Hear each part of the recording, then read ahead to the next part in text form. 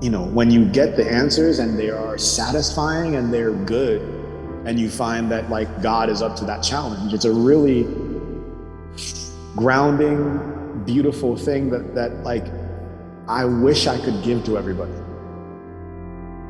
I mean, for me, my faith is everything. It's my identity, and it's grown to become more of my identity than I had ever anticipated or planned or thought it would. My faith in Jesus Christ was sealed after 7 years of wondering why, God, I was born this way. He answered me very clearly through John chapter 9. And I gave my life to Jesus at 15 after reading about how he came across a man who was born blind. And I'm like, hey, hold on a second, this looks interesting. And no one knew why he was born that way. I'm like, perfect. When you find that your faith is up to the challenge and in fact grows from the challenge, it's a kind of joy that nothing else can really touch. It was a Saturday morning in May, and I woke up and I was like $100 overdraft.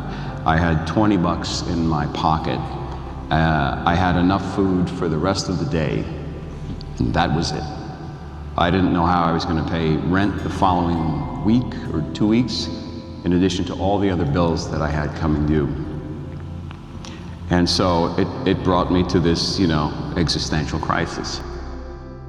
So I read on, and in verse 3 of the 9th chapter, Jesus said, "It was done so that the works of God would be revealed through him."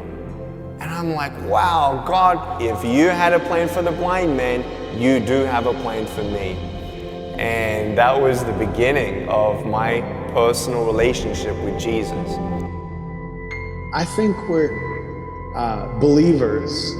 We are all, some of us, I should say, are afraid of, we think questioning is bad, and, listen, when you're 11, 12 years old and you're losing a bunch of vision, you can either pretend you're not questioning and like your head explodes, or you can question out loud. I Got on my knees. I just started pouring out my heart to God and saying, look, for years I've been asking that if there's something else that I should be doing, please show me what it is, because this is extremely difficult. And I said to God, so you've never given me any other indication that I should be doing something else. And now look at where I am. But I trust you. And so I'm going to surrender everything I have, my life, my will, how I'm going to eat. I'm going to give it all to you. And I'm not going to worry about it anymore. You said your burden is easy and your yoke is light. Here's mine.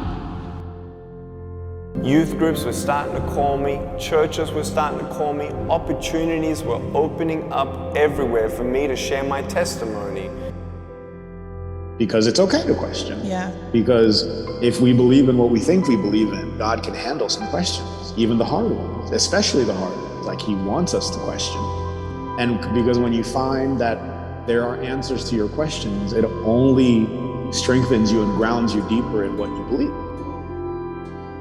I left that morning with the 20 bucks I had in my pocket. I probably spent it on a really good breakfast. And so I got back that afternoon to my apartment and just, wondering what's going to happen next and really curious to see how God might show up. And I opened my mailbox and there were 4 checks in the mail.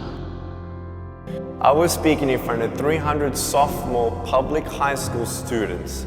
3 minutes into it, half the girls were crying. One girl in the middle of the room started weeping. She put up her hand and she said, "I'm so sorry to interrupt, but can I come up there and give you a hug?" In front of everyone, she came and she hugged me. She cried on my shoulder and whispered in my ear, "No one's ever told me that they love me. No one's ever told me that I'm beautiful the way that I am." I couldn't believe it. It changed my life. At that moment, I knew God was ministering to her through me. It's not by my speech or my power, it was God. And my heart was ignited with a passion. And it was an awesome day to see one soul transformed forever. That was when I knew I was called to be a worldwide evangelist. Listen, even if he doesn't save your eyesight, he's still good. There's the check, at least there's $50, but then there's these 3 other checks that I had no idea where they were from or what they were for. One of those checks, I think, was a company that had paid out residuals, that hadn't paid out residuals in like 4 years. And so I set up my phone on my bed, and I just documented the moment, because I could not believe that after I had just wept and poured out my heart to God, saying, you got to do something because I got no more options, that here I was with 4 checks. First 7 years of ministry, God opened up doors for me to speak 2,000 times across 44 countries on 6 continents.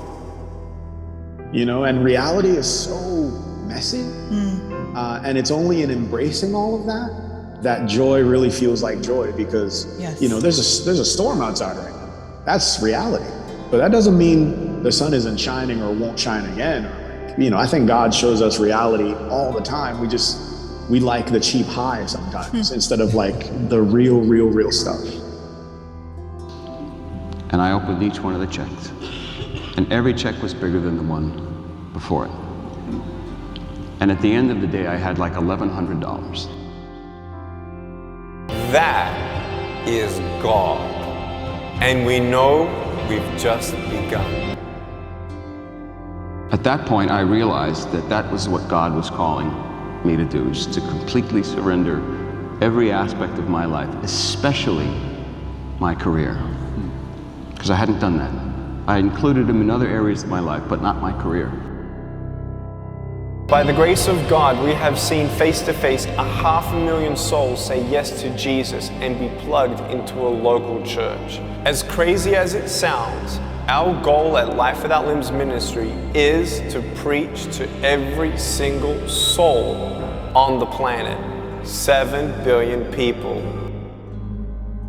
We believe that this goal is possible as the Holy Spirit is gathering an army and building up supporters to send us and accomplish this mission. My story is a story of redemption. Help us share it with the world so that others would be free indeed.